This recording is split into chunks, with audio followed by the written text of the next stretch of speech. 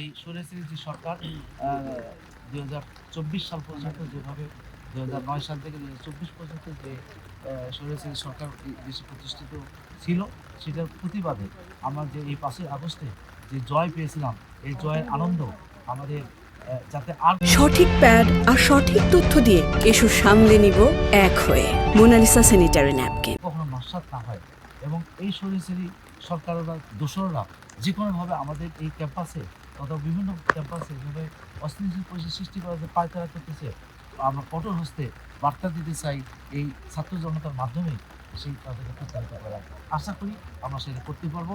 তার ফলশ্রুতিতে আজকের দিনে আমরা ছাত্র শিক্ষক সবাই মিলে আমরা একত্র হয়েছি এবং এই অনুষ্ঠানগুলো পালন করতেছি, যাতে ভবিষ্যৎ প্রজন্ম জানতে পারে, দেখতে পারে যে জুলাই গণঅভ্যুত্থান কী ছিল। আমরা দেখে এসেছি মুক্তিযুদ্ধের প্রথম শহীদ শঙ্কু মজুমদার এবং আমাদের 24-এর প্রথম শহীদ আবু সাইদ। দেখা যাচ্ছে যে প্রত্যেকবারেই কোনো গণঅভ্যুত্থান সৃষ্টি হলেই প্রথম শহীদ কিংবা রংপুর থেকে এটা শুরু হয়, কিন্তু আমরা দেখে আসছি রংপুর প্রতিবারে অবহেলিত এবং নির্যাতিত এলাকা। সেই প্রেক্ষিতে আমাদের যে বিশ্ববিদ্যালয় আবাসন সংকট, শিক্ষক সংকট, বাজেট কম। তো আজকে জুলাই 2 বছর হয়ে যাচ্ছে, আবু সাইদ শহীদ হয়েছে, কিন্তু আবু সাইদের কোনো স্মৃতিফলক কিংবা কোনো কাঠামো আমি অ্যাজ এ বিশ্ববিদ্যালয় স্টুডেন্ট হিসেবে কখনো দেখতে পাইনি, কিন্তু দেখতেছি না। আজকে হচ্ছে আমাদের বিজয় দিবস বলে পরিচিত, যা আমরা 1971 সালে করছি, কিন্তু আমরা 24-এ এসেও বিজয় অর্জন করছি একজন স্বৈরাচারীর বিপক্ষে।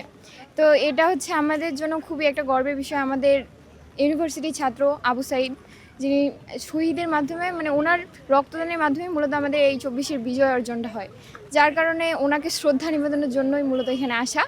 জুলাই গণঅভ্যুত্থান দীর্ঘ 17 বছর শাসন ত্রাসের রাজনৈতিক অপশাসন।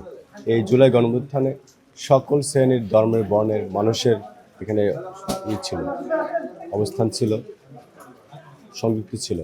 আমরা ছাত্রদল আমাদের সর্বত্র জায়গা থেকে ছাত্রদল শিক্ষার্থীদের পাশে ছিল এবং দাবানেলার মতো এই আন্দোলনের ভূমিকা রেখেছে এবং শিক্ষার্থীদের সামনে প্রোটেকশন দিয়ে করেছে এবং রাজপথে যতটুকু এই জুলাই আন্দোলন লড়াই সংগ্রাম থেকে শুরু করে যা করা দরকার এই ফেসিবাদকে পালন করার জন্য সব কিছু করেছে। আজকে হচ্ছে 5 আগস্ট। এই দিনে স্বৈরাচার খুনি হাসিনা দেশ ছেড়ে পালাতে বাধ্য হয়।